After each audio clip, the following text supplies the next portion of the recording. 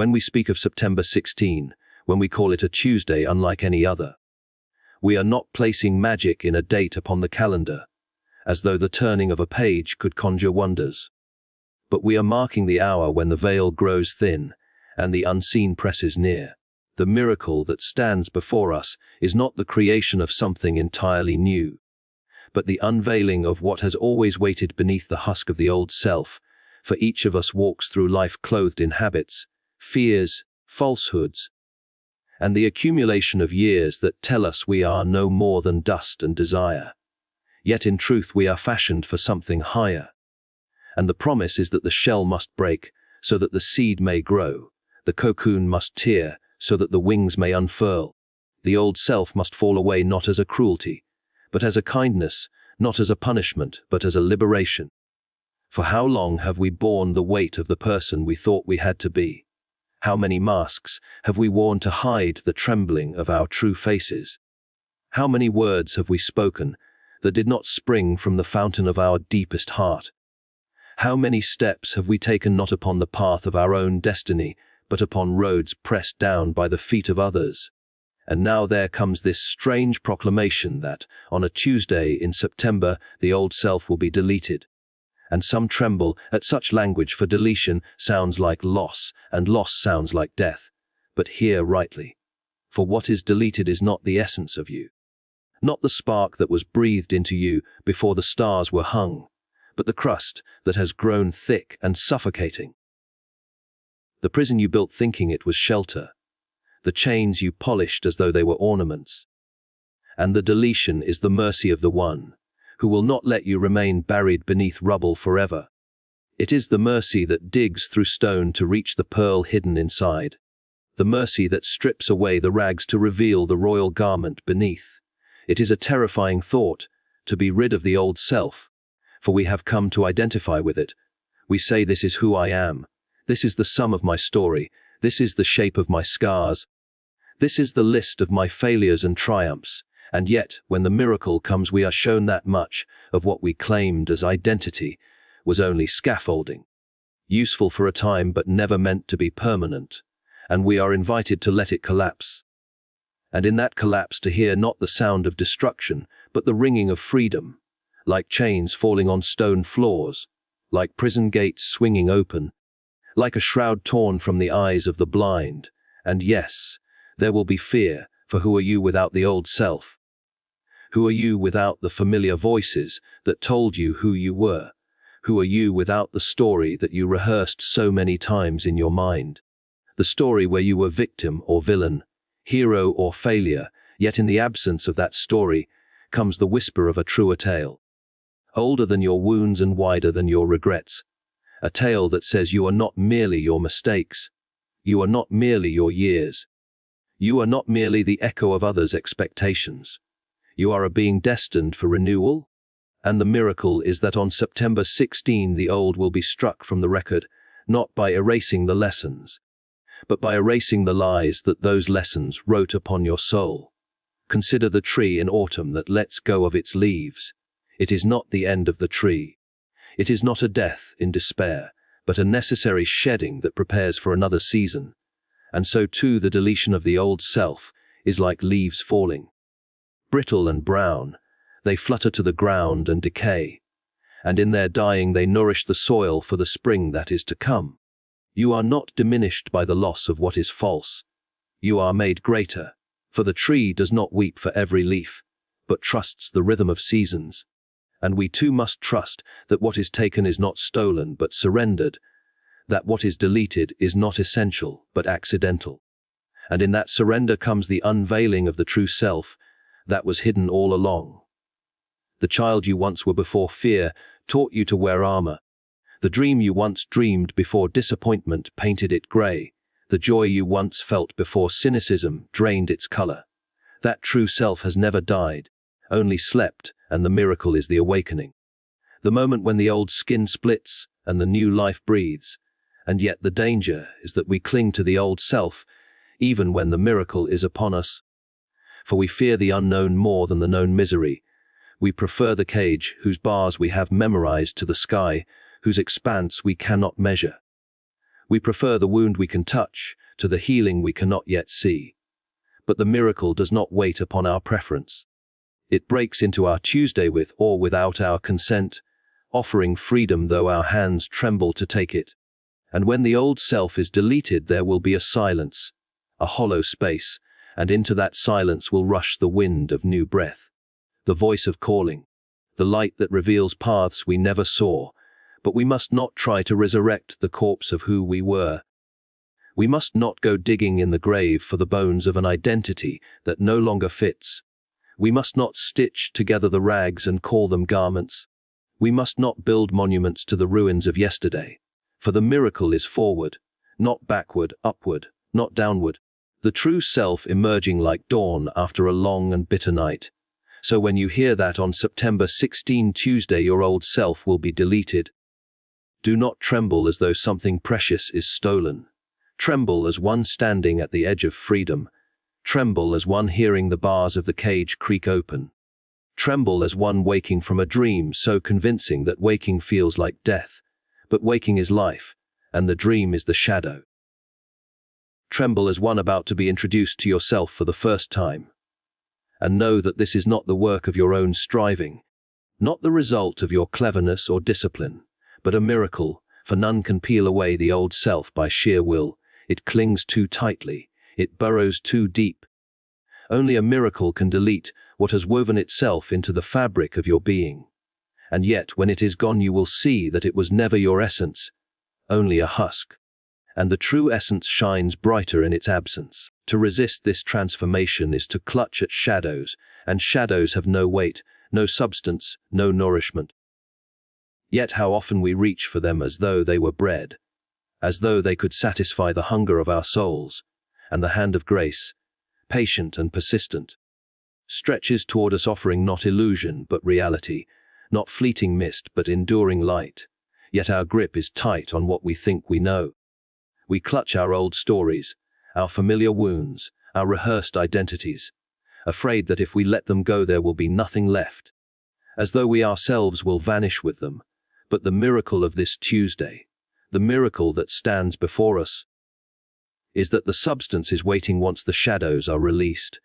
The light is waiting once the fingers uncurl, and the hand of grace does not pry by force, but invites, beckons, woos us toward substance, toward life.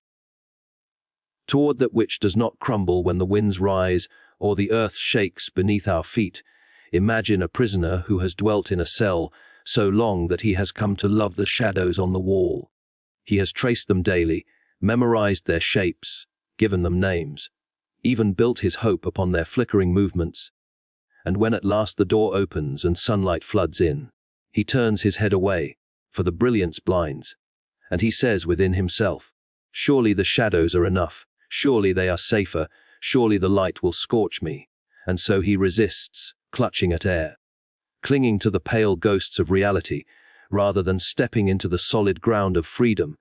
And so too it is with the old self. With all that clings to us from years past, we have learned to live among shadows, and sometimes even prefer them. For they demand little and they promise familiarity. But the invitation is not to safety in illusion. It is to risk in reality, for substance costs more. It asks that you walk, that you stand, that you speak with a new voice, while shadows let you remain seated in the dark, silent and unchanged, and yet the hand of grace is steady. It does not withdraw though we tremble. It does not falter though we resist. It does not condemn though we cling to our illusions, but gently, firmly, it holds out the true in place of the false. And if we would but trust, we would see that what lies before us is not a void, but a fullness we have never yet imagined. That the substance of light is not destruction but revelation. Not the end of who we are, but the unveiling of who we always were meant to be. The deletion of the old self is not the annihilation of the self, but the peeling away of falsehood. And what emerges is stronger, clearer, freer, more radiant than what we left behind. But still we resist, for the old chains rattle with familiarity, the old masks whisper with comfort, the old stories wrap around us like worn garments, threadbare but known. And the unknown is always fearful to flesh and blood. Consider a child clutching a broken toy. sharp edges cutting his hand. Yet when another hand offers a new gift, whole and radiant, the child cries out, refusing to release the broken thing, because to let go feels like loss, feels like emptiness, feels like betrayal of what he has carried. But the gift waits, patient, unoffended, and when at last the fingers open, there comes a gasp of wonder, for the new was always greater than the old, and so it is with us. We clutch broken identities, broken habits, broken hopes, thinking them precious, yet grace offers us the miracle of newness, of light, of a self unbound, and our reluctance does not change the generosity of the gift. It only prolongs our suffering, and so I tell you, to resist the transformation is to remain hungry while bread is placed before you, thirsty while living water flows at your feet, weary while rest is extended with open arms. The resistance is not logical, it is born of fear, it is born of pride. It is born of the deception that tells us we are safer with shadows, but every shadow flees when light enters, and the light is not cruel, it is kind. Though it reveals what was hidden, though it shows the cracks and the dust, though it lays bare what we wished to conceal, yet in revealing it begins to heal. In exposing it begins to restore, and the healing cannot be found while we grip illusions. It comes only when the hand is open to the hand of grace. The substance of grace is unlike the substance of this world, for all things earthly pass away. All treasures rust, all crowns tarnish, all flesh decays, but grace is eternal, unwearied, ever new, and when we are invited into substance, we are invited into that which does not pass away. We are invited to step out of the temporary into the timeless, out of the fading into the unfading, out of the fragile into the firm. And this invitation is not earned, not purchased, not deserved, it is given freely, and that too offends the old self. For the old self delights in bargaining, in earning, in boasting of its worth, but the new self is born in humility, in trust, in surrender. And surrender feels like loss, until you feel the strength that enters when your hands are empty and ready to receive. Let me tell you of the vineyard in early morning. Mist upon the ground, vines heavy with dew, and the laborer, who has always labored by night, comes stumbling into dawn, blinking against the light. And his hands still reach for lanterns, though the sun has risen, and he curses the brightness for obscuring the flames he once trusted, not realizing that the fire he clings to is pale and unnecessary beside the blazing day. And so it is with us when grace calls. We resist because we cannot yet comprehend that what is offered is not smaller but greater, not dimmer but brighter, not thinner but richer. And to resist is to live as though the night still rules, when in fact the dawn has already come. Do you see? Then, that the miracle of deletion is mercy, that the stripping away of the old is kindness, that the exposure of shadows is deliverance. But our hearts, accustomed to slavery, tremble to be free, and our lips, used to silence, tremble to speak, and our feet, heavy with chains, tremble to dance. Yet the trembling is not to be feared, for trembling is the prelude to strength, the sign that the muscles are waking, the bones remembering, the soul stirring. And in that trembling moment the hand of grace does not let go, it steadies, it strengthens, it invites us further, and though we may falter, though we may cling to the air where shadows once lingered, yet step by step we move from illusion to truth, from shadow to substance, from bondage to liberty. For make no mistake, shadows cannot sustain, they cannot heal, they cannot nourish, and to build a life upon them is to build upon sand, shifting, unstable, crumbling when storms arise. But substance is the rock, immovable, eternal, secure, and though the waves crash and the winds roar, yet the house upon the rock stands, and so too the self built upon grace stands, while the old self, built upon shadows, collapses, and collapse is inevitable. The only question is whether we collapse alone in despair, or whether we collapse into the waiting arms of grace, who catches, who holds, who rebuilds. And so, when you hear the call, do not resist, do not clutch shadows while substance waits, do not fear the deletion of the old self, for it is not deletion into nothingness. It is deletion into fullness, not erasure into void, but erasure into truth. And the miracle of this Tuesday is not that you will vanish, but that you will be found, not that you will lose, but that you will gain, not that you will be diminished, but that you will be restored, renewed, reborn into the self you were always meant to be.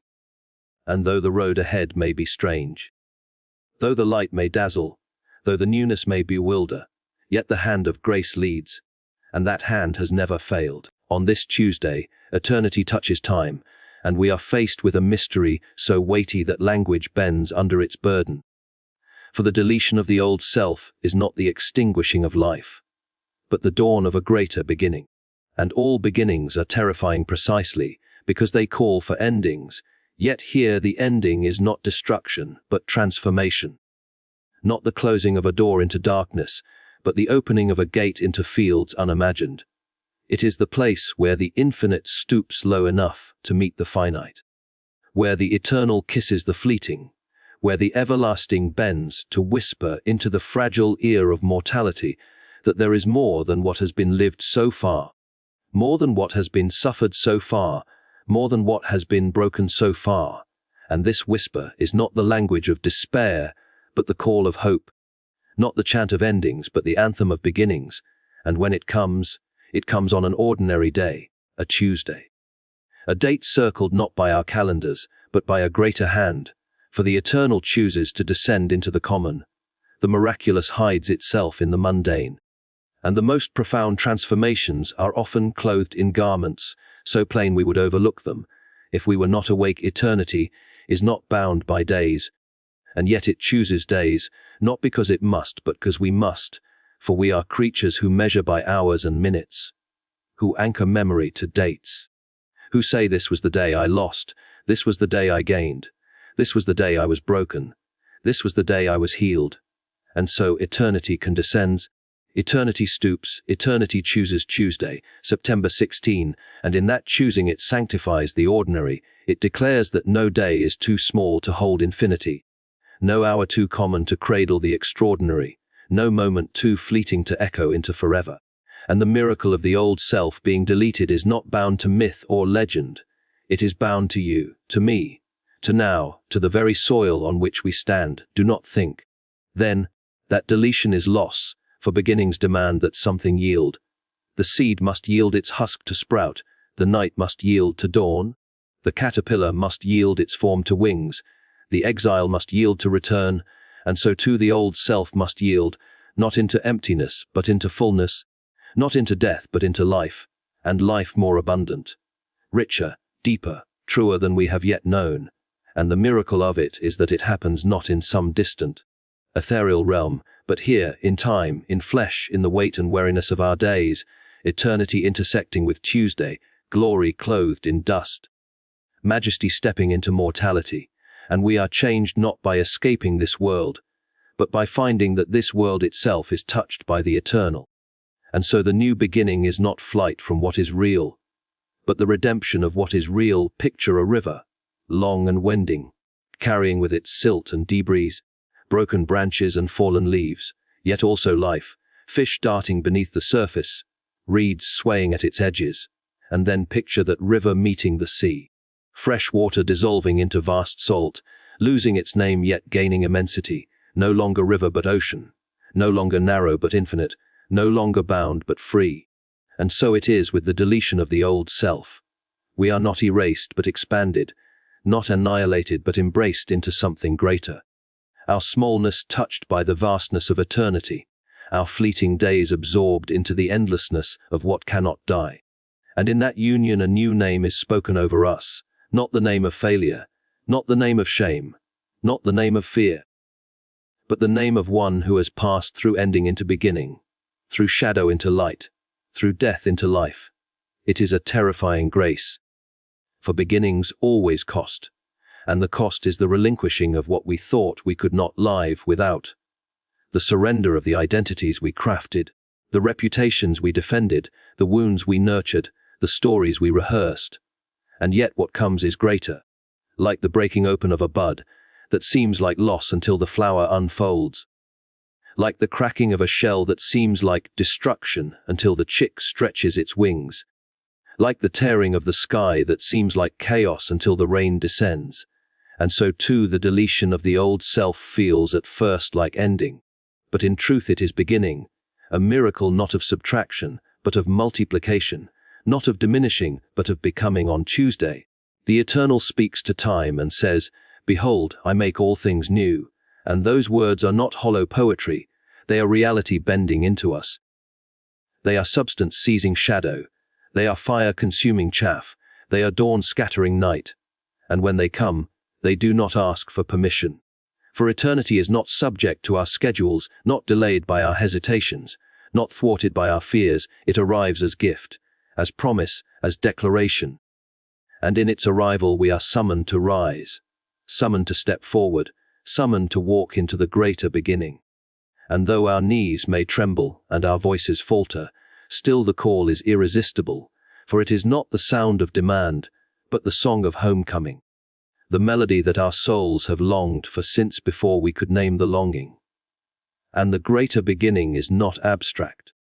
It is not untethered from the ground beneath our feet.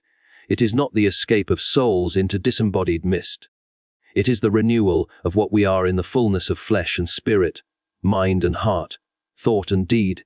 It is the reawakening of purpose, the restoration of joy, the reorientation of vision. It is the discovery that time itself is not our enemy, but the canvas upon which eternity paints. And so the Tuesday we feared as ending becomes the Tuesday we remember as beginning. And the miracle of the old self deleted becomes the testimony of the true self awakened. There will be a moment, subtle yet unmistakable, when you sense the weight lift, when the words that once defined you no longer fit, when the shadows that once bound you no longer cling. And you may wonder, am I the same person? Am I still myself? And the answer is both yes and no. Yes, you are still the one crafted in secret, loved before you drew breath, destined for glory beyond imagination. But no, you are not the sum of your failures. No, you are not the mask you wore. No, you are not the dust of old regrets. And the miracle is that both truths hold at once, continuity and transformation, familiarity and newness. The eternal paradox that the self is both lost and found, both surrendered and restored, both deleted and reborn. And so eternity breaks into time, not with fanfare that the world notices, but with quiet insistence that the soul cannot ignore. And September 16, a Tuesday like any other, becomes the altar where the old self falls and the true self rises, where endings are swallowed by beginnings, where shadows dissolve in light, where substance overwhelms illusion. And though the world may pass by unaware, though history books will not record it, though newspapers will not declare it, yet in the realm of eternity it is written, it is sealed, it is proclaimed that a greater beginning has dawned. And from that beginning nothing will ever be the same.